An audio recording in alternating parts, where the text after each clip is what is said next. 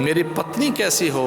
ऋषि ने प्रार्थना की है और देवी से वरदान मांगा है ये कहकर कि मेरे जीवन में पत्नी कैसी हो। पत्नीं मनोरमां देहि मनोवृत्तानुसारिणीं तारिणीं दुर्ग संसार सागरस्य कुलोद्भवां। ऋषि ने कहा पत्नी मनोरमा तो होनी चाहिए। मनोरमा का अर्थ क्या है? जो मेरे मन में भाई हुई है, मनोरम। लेकिन मनोरमा ही नहीं, मनोवृत्तानुसारिणी, मेरे मन के संकल्प की सिद्धि करने वाली हो। और मेरे मन में यज्ञ का संकल्प है, मेरा मन पारमार्थिक संकल्प से भरा हुआ है, मेरा मन परोपकार के भाव से है, तो मेरे परोपकार और परमार्थ के संकल्प की सिद्धि करने वाली मेरी पत्नी हो। और केवल इतना ही नहीं, तारिणीम, मेरी पत्नी कैसी हो? तारिणीम, मेरा तारण कर दे, तारने वाली हो, उसमें इतना संयम हो, वो इतनी विरक्त हो, वो भगवद अनुरक्त हो, वो मुझे संसार में न उलझा दे, मुझे तार दे। तारिणीम दुर्ग संसार सागरस्य, और केवल मुझे ही नहीं, मेरे पूरे कुल को भी तार दे। मुझे कुल का दीपक दे, मेरे कुल का विस्तार करे, मेरे वंश का विस्तार करे, और मेरे वंश के विस्तारक न हो, उद्धारक भी हो। तारिणीं दुर्ग संसार सागरस्य कुलोद्भवां। इसलिए सुनीति बाहर कर दी सुरुचि ने। जब वो आई तो राजा उसके रूप जाल में फंस गए। सुनीति जंगल में,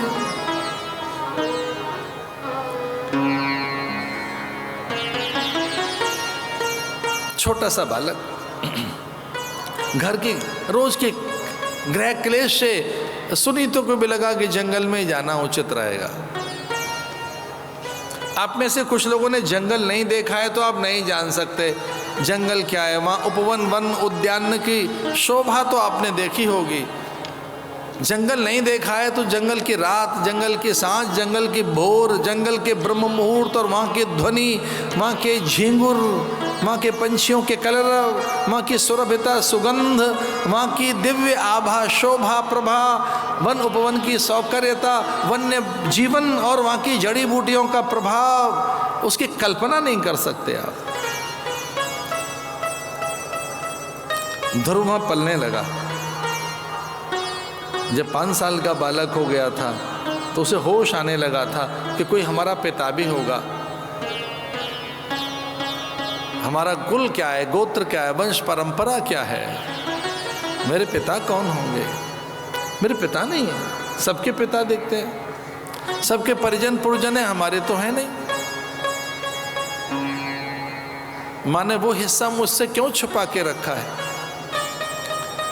ये मेरा परिचय अधूरा है। मेरी जाति क्या है, कुल कौन सा है, वंश क्या है, परंपरा क्या है, मैं किस संप्रदाय से हूं। हट करने लगा माँ से। माँ हमारे पिता कौन है, तेरा पति कौन है, मैं किसका अंश हूं। माँ ने दूर से बताया, वो जो ध्वज दिखाई देता है, वो सुंदर सा ध्वज, रक्त वर्ण का ध्वज, सूर्य की किरणें जिस पर आती हैं भोर में, और लगता है कि एक नया सूर्य है। स्वर्ण कलश दिखाई देते हैं ना दूर से, वे भव्य राज प्रासाद।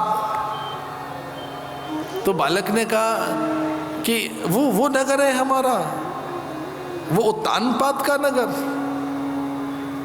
जो बहुत शीलवान प्रज्ञावान पुरुष हैं, उनका नगर।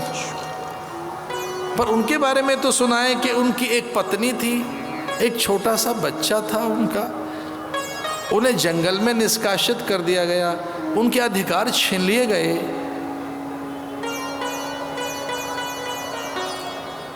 उनके विषय में तो ऐसी भी लोग बातें सुनाते हैं कि एक पत्नी के रूप जाल में फंसा हुआ है राजा। रानी ने सावधान किया कि वो तेरे पिता हैं और पिता के लिए ऐसे अपशब्दों का चयन नहीं करते। इतना सुनना था तो दौड़ा। वो जहाँ मैंने कथा पढ़ी है वो बड़ी कारुणिक कथा है। जैसे ही माँ ने कहा वो तेरे पिता हैं और पिता के लिए अब शब्दों का प्रयोग नहीं करते तो माँ का हाथ छुड़ाकर भागा बालक, क्यों मेरे पिता हैं। एक आदेश का भाव लेकर, अधिकार का भाव लेकर उसके भीतर में जो एक राजपुरुष था वो जग गया। एक आंदोलित हुआ बालक और कहने लगा मैं अधिकार लेने जाऊंगा माँ तेरे। हम जंगल में महुआ बीन बटोर के खाएं, हम दुर्वा का रस पिएं, राजप्रसाद से हम वंचित कर दिए गए अपने अधिकारों से। माँ मैं अधिकार लेकर आऊँगा तेरे लिए, अपने लिए। वो मेरा राज्य है, मैं उसका ज्येष्ठ पुत्र हूँ, मैं वहाँ का भावी सम्राट हूँ, वो राज्य मेरा है। तो भीतर की कामनाएं कुलबुलाने लगे।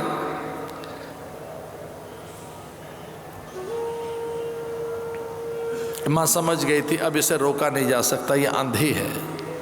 बस माँ ने तो इतना ही कहा था कि वहाँ तुझसे कोई अपशब्द न निकल जाए, मौन रहना, शांत रहना, पिता को प्रणाम करना, और इससे भी इतर विमाता वहाँ दिखाई दे तो उसके सामने प्रतिकार मत करना। बड़ों के सामने प्रतिकार नहीं किया जाता।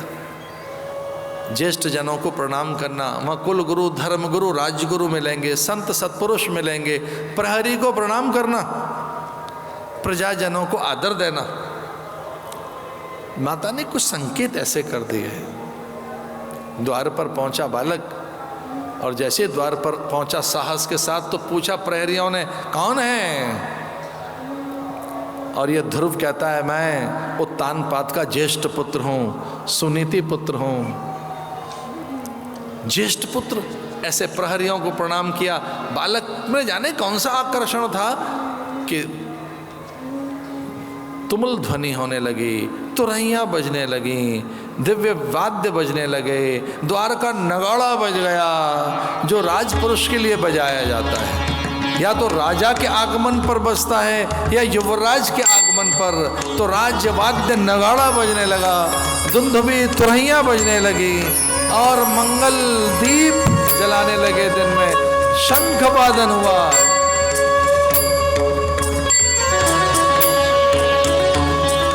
राजा झरोके से झांक कर देखने लगा, कोई पड़ोसी राजा आ गया क्या? पर द्वार पर तो बालक खड़ा है, जो दौड़ता हुआ अपना अधिकार समझकर आंगन में भागा, अंतःपुर तक चला गया। मैं ज्येष्ठ पुत्र, मैं ध्रुव। गौरवर्ण बालक, सुंदर उसकी अलकें, धूल धूसरित गात, मृगछाला पहन रखी है बालक ने। पिता ने गोद में बैठाया, हाथ चूमने लगे। कुछ जंगली बेर लेकर गया था, थोड़े जंगली फल लेकर गया था, थोड़े से फूल लेकर गया था। पोटली खोल दी, पिता के चरणों में रख दी। पिताजी आपके लिए जंगल के फल फूल, बेर, महुआ, सूखे मेवे, ये सब हम रोज खाते हैं, आपके लिए। पिता ने हाथ चूमने लगे, बालक के कर चूमने लगा, अंक में भर लिया, मस्तक पर चुम्बनों के बौछार कर दे, स्नेह बढ़ाया।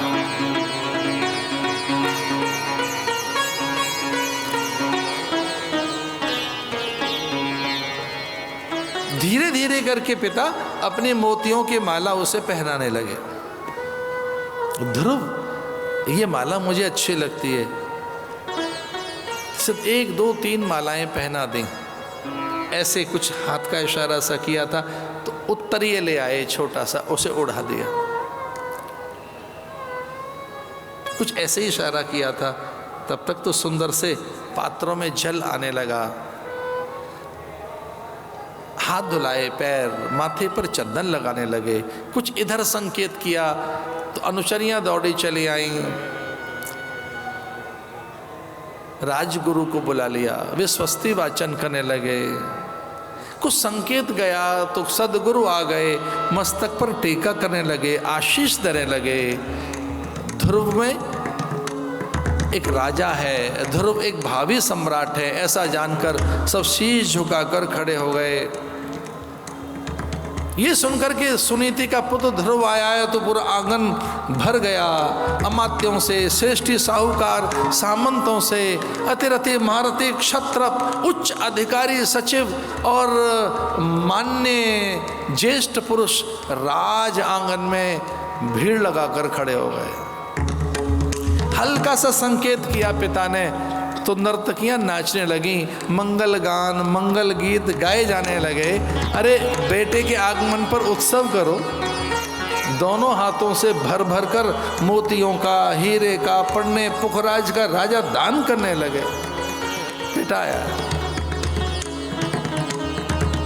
यह दृश्य देखा नहीं गया सुरुचि से। जिस ढंग से मैंने कथा पढ़ी है, यह तो बहुत विस्तार है कथा का, सुरुचि से देखा नहीं गया। और उसने हाथ पकड़कर बालक को गोद से छीना था। मोतियों की माला उसने तोड़ डाली, बालक के माथे का चंदन पोंछ दिया। ये राजपुरुष है, ये द्रोही है, ये राष्ट्रद्रोही है। इसकी मां ने यहां भेद डाला है। इसकी मां ने राजा के भीतर में भेद पैदा किया है। राजपुरुष वहां खड़े हैं, सामंत, क्षत्रप, अतिरथि, महारथी, सेनापति, प्रधान सचिव आदि। माथे का चंदन पहुंचकर मोतियों की माला छीनकर उत्तरीय जो उड़ाया था उसे भी छीन लिया और कहने लगी कि जा रे बालक, और तू ऐसे ही राजगोद में बैठने का अधिकारी बनता है तो जा मृत्यु के देवता का आह्वान कर। तू राजा की गोद में बैठना चाहता है, इसकी तो एक ही शर्त है, पहले मृत्यु के देवता का आह्वान कर। तेरी पहले मृत्यु तो हो और फिर से जन्म ले, और वो भी मेरी कोख से। अगर मेरी कोख से पैदा हो सका तो तू इसकी गोद में बैठ पाएगा, अन्यथा राजा की गोद में बैठने का अधिकार सुनीति के बेटे को नहीं है।